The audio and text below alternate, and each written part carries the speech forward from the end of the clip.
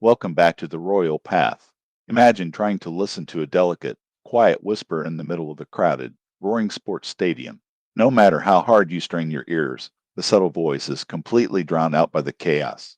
This is exactly what your inner voice, your intuition, and your soul is experiencing every single day. In our previous session, we learned to command the breath. Today, we step into the fifth limb of Raja Yoga, Pratyahara. Pratyahara translates to the withdrawal of the senses. To understand why this ancient practice is so vital today, we must look honestly at our modern environment.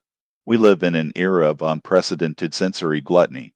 Think about your average day.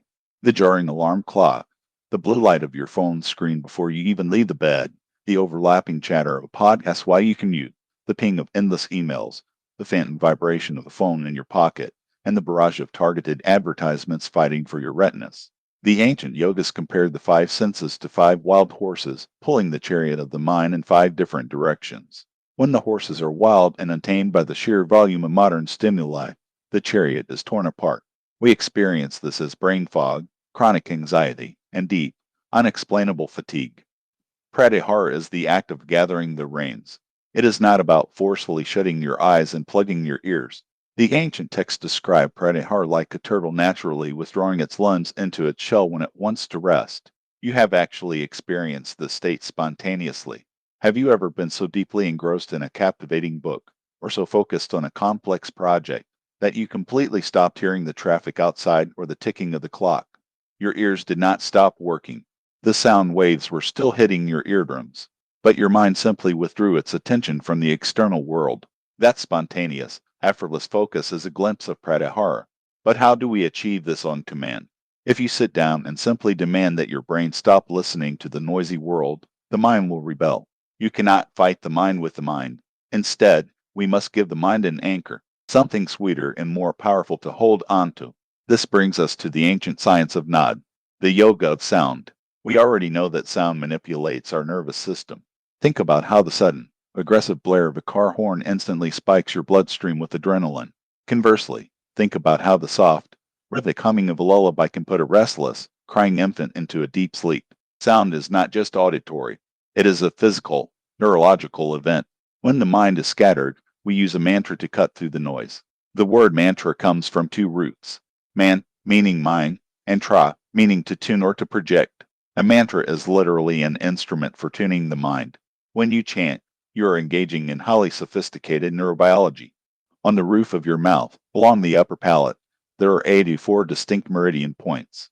As you chant, your tongue strikes these points in precise sequences, like fingers playing the keys of a piano. This stimulates the vagus nerve and sends direct signals to the hypothalamus and the pineal gland, shifting your brainwaves from the anxious beta state into the calm, restorative alpha and theta states. Today, we will practice one of the most revered meditations in Kundalini Yoga, Kirtan Kriya. This practice uses the primal sounds of the universe. Sa, Ta, Na, Ma. Sa means infinity, the vast cosmos. Ta means life, your existence. Na means death, or transformation. Ma means rebirth.